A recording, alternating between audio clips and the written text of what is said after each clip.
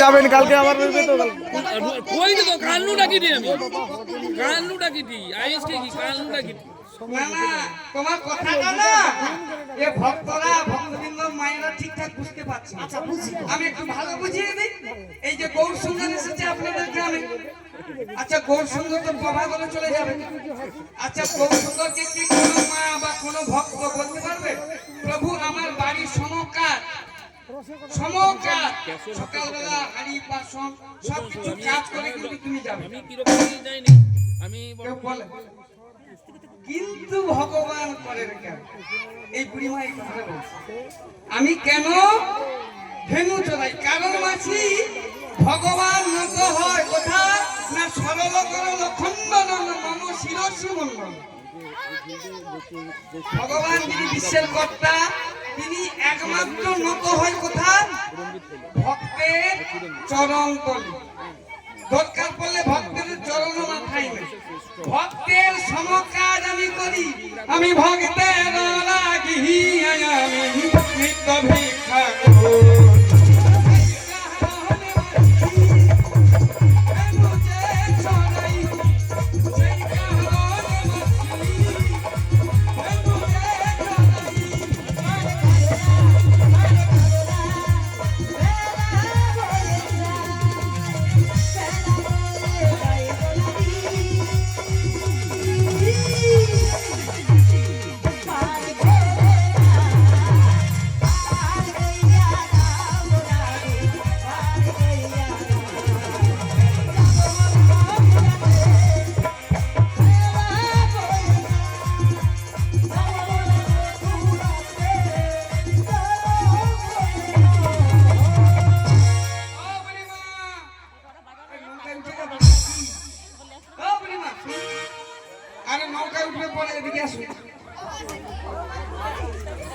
আরে নৌকা উঠবে কিন্তু একটা জিনিস বাকি থেকে গেছে। আবার কি বাকি রয়েছে?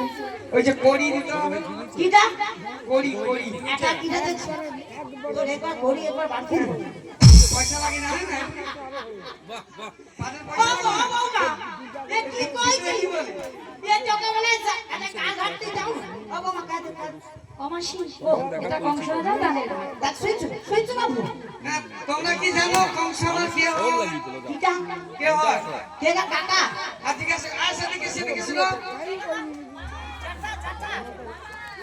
যাকে তাকে তো করা যাবে এইটাই যে বড় কথা। আমার মামা